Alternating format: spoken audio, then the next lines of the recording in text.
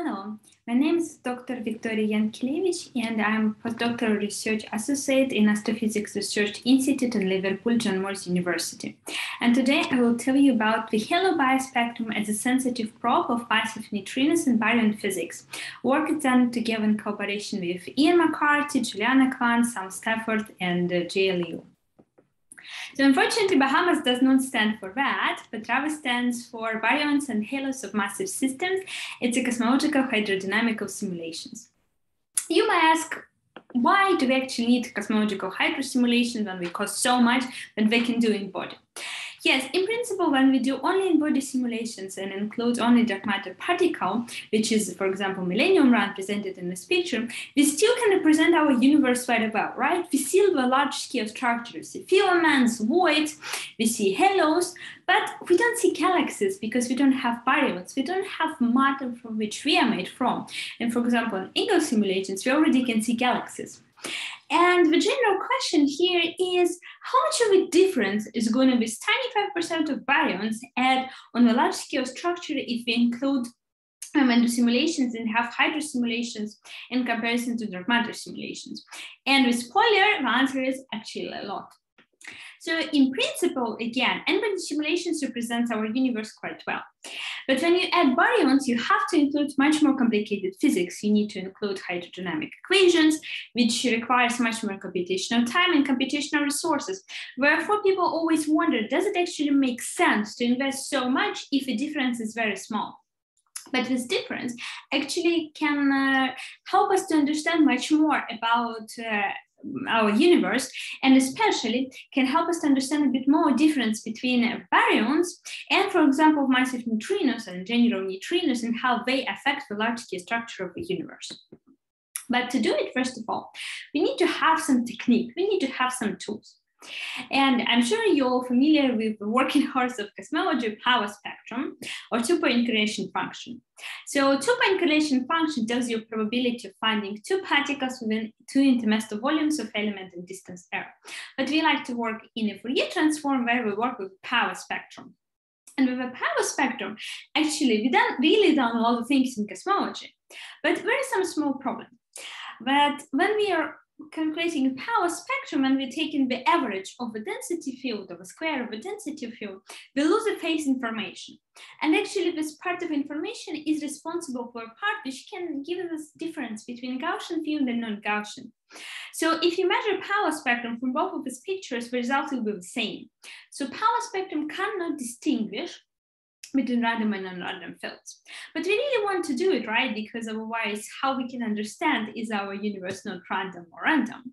Therefore, we have to go higher. We have to go for another order of magnitude for statistics, and therefore, we are working with three-point correlation function or bispectrum. So if you want to imagine bispectrum to yourself, just imagine a triangle. And then with this triangle, you can measure statistics. And this statistics also really keeps information about Gaussianity. So if you measure your bispectrum on a field and with 0, it means that your field is random. Gaussian, but if it's not 0, your field is not random. So for example, how you can imagine how you work with bispectrum, how you measure the data with bispectrum. So this is the original symbolic plot of BAHAMAS simulations. But if you do implemented bispectrum studies, it would look like this. You see, all the field is just separated on the triangles. So in some sense, what is the advantages of this work? You see, it still keeps enough information about the top picture. You see colors, you see blue, purple, brown colors of the sea, of the islands, of the Millennium simulation. You even see some structure. But on the other hand, which is another advantage, is that you actually have the amount of data which you can process. Because if you would try to take each single pixel from the top panel, it's just too much information, you can't handle it. But if you do implement a bispectrum studies, you have a volume information which you can actually process and have some sufficient results. Now imagine this, the same bispectrum things, but to do for cosmological surveys or for cosmological simulations. Our idea behind our work was actually that people have done a bit of a studies to see how massive neutrinos affect our power spectrum in our simulations. So for example, in this paper, Mamere et al., in this plot, you see the ratio from power spectrum measured from hydrodynamical simulations to dark matter only simulations for different neutrino models or from different AGN feedbacks. And as you can see, more you change the neutrino mass and you actually change the ratio. So it means that neutrino masses, but we actually change the clustering of the universe. And another work, the idea from which we took was a paper written by Simon Foreman et al., where he did another step. And in this post, you see the ratio of power spectrum or bispectrum measured from hydrodynamical simulations to dark matter simulations. But all these plots are done for matter, power spectrum and bispectrum. And as you can see, you have a baryonic suppression effect, which means in a hydrodynamical simulation, matter is less clustered compared to dark matter simulation. So we decided to take several more steps in this work, and this is how our project, the Halo Bispectrum as a sensitive probe of massive neutrinos and baryonic physics within BAHAMAS project came up. So first of all, this is the first time we are doing Halo Bispectrum. So we're doing the same analysis, but for power spectrum and bispectrum for halos. Secondly, BAHAMAS simulations have a variety of different simulations, subsets of simulations.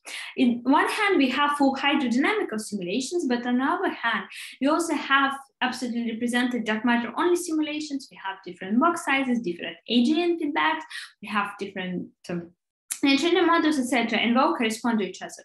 Also, we can work with halos, sub-halos, we can evolve them together separately. And in this work, we are working with halos and sub-halos together. We also can have unmatched and matched halos. I'm going to tell you in a second what it means.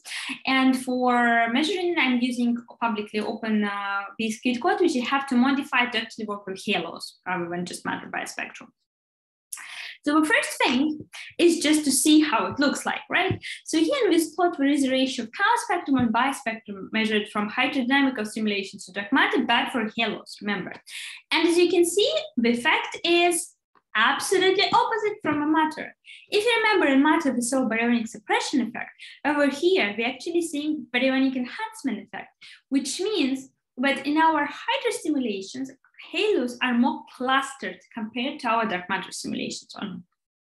So about unmatched halos and matched halos. So you have your dark matter simulations and you have your hydrodynamical simulations. In each of them, simultaneously, you run a halo finder and you have two sets of halos. If you include all the halos together, this is a matched halo case. This is a case should be more interesting for observational people because you can't actually match that halo on the more like the galaxy on that survey compared to these halos here in the simulations. You can't really do it. So this is more for observational people. But if you again look at these two subsets of halos and you cross-check and keep only the halos which exist in both simulations together, this is a matched halo case. And this should be more interesting to people who are doing simulations because you have less halo selection effects in this case. But in any case, for both of the plots and matched halo cases, first of all, you have baryonic enhancement effect. And secondly, bispectrum is much more sensitive to this test than power spectrum. Therefore, the ratio for bispectrum is higher than for power spectrum. So for example, for matched case, the ratio for power spectrum is quite close to 1, but the bispectrum is still not. Also, the matched case has, the ratio is closer to 1 because of another reason. So for a matched case, because you have all halos included, you can have very massive halos which completely kind of screwed up, and that is in large scales. But for matched halos, as soon as the galaxy or your halo goes above or below the mass limit, it's kicked out from both samples. Therefore, the ratio is closer to 1. Another thing which we tested thanks to a variety of BAHAMAS simulations is what happened for different AGN feedbacks. So the black line, it presented the fiducial AGN. Again, it's the ratio for power spectrum or bispectrum measured from hydro simulations to dark matter. And the bottom panel spot represents the ratio between fiducial model and low AGN or high AGN feedback models. And as you can see, again, for both plots, The bispectrum is much more sensitive than power spectrum. So in power spectrum, you hardly can see the difference between lines, and bispectrum is more obvious. And for unmatched case, we see for all three models, we see baryonic enhancement effect. For matched case, the situation is a bit more complicated. So for fiduciary, for low AGN feedback, it's baryonic enhancement effect. However, for high AGN feedback, we actually see baryonic suppression effect, which in this case would mean that for as soon as you have higher AGN feedback, you have much more baryons ejected outside of the galaxies over your halos. And in this case, you have less halos clustered in hydro simulations compared to dark matter-only simulations. Another thing which we really wanted to check here is what happened with massive neutrino models and with baryonic physics. So when people usually try to think that actually it's very difficult to separate two of these effects. In some sense, it's true because both of these effects affect your large scale structure, both effects slightly trying to, you have less structure. But in this work, we actually show that you can actually separate the effect where not always degenerate. And to do this, we have to do the following thing. So in this plot, again, for unmatched halo case and matched halo case, again, the ratio of power spectrum and bispectrum. But in this case, for both hydrodynamical and dark matter simulations, we change at the same time neutrino mass. So we have a ratio for either massless neutrino cases or 0.6 electron volt divided for 0.6 electron volt for dark matter simulations. And if you pay attention to this plot, you're going to see that, first of all, the power spectrum is very difficult to distinguish between lines.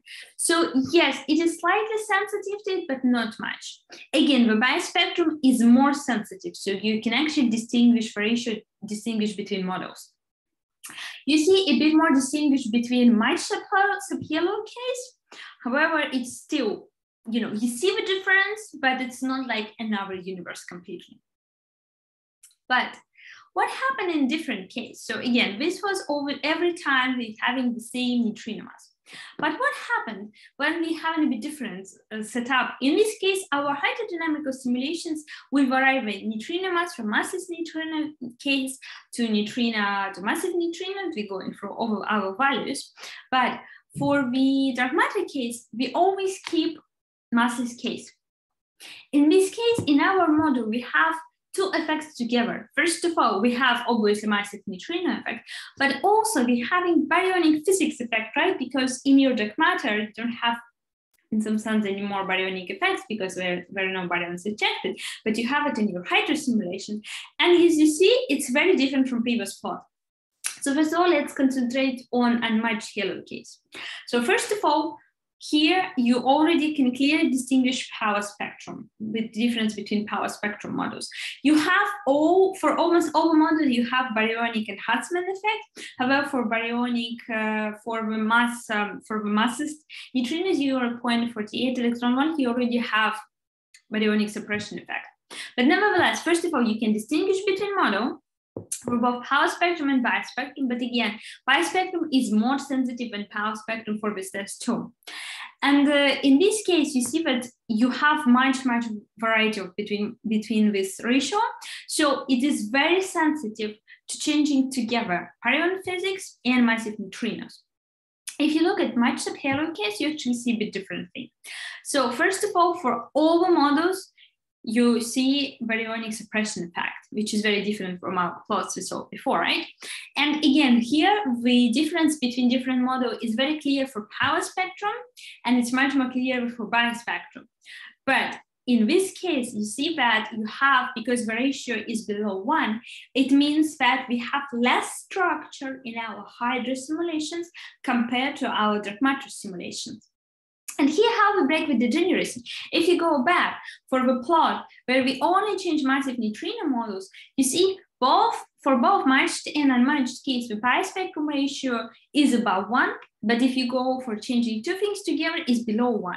So it actually means that this is the exactly effect of baryon physics, not only neutrino. So therefore, we can say we're certain that in this setup, in these circumstances, we actually can break the changes between massive neutrinos and baryonic physics, and we can separate these effects, and we can say how each of them affects on the large-scale structure of the universe in general. And let's move into my conclusions. So first of all, I hope that I demonstrated you that there are baryonic effects on the halo bispectrum. And in opposite to matter, most of the cases you see baryonic enhancement effect. Secondly, the bispectrum is much more sensitive than the power spectrum to changes in every single model. Also, I present you tests for different cosmology, different neutrino, and different AGN feedback models. And also we saw that with this pink, we actually can remove degeneracy between massive neutrinos and baryonic physics. And if number plots, we actually can say that with massive neutrinos only, we see baryonic enhancement effect, while when we already include baryonic physics, we can see the baryonic suppression effect, which are the opposite effects. So with these things, you actually can really distinguish between two of these effects. And for our future plan is we're going to have BAHAMAS XL and Flamingo simulations. We're going to be hydrodynamical simulations, also with corresponding collisionless only simulation. We're going to have much bigger box sizes. We're going to have different setups. And with this one, we're going to try to do similar analysis. So in this case, we're going to have bigger box sizes so we can see different effects. We're going to see how the box sizes affects all our models. And we can go, further. And also the final goal would be probably to build an emulator. So nobody else would have to actually run all these different cosmological models and to see how it works. Yeah, thank you very much for your attention, and I will be happy to answer all your questions. You can ask me in Slack or during the online panel sessions. Okay, see you there. Bye.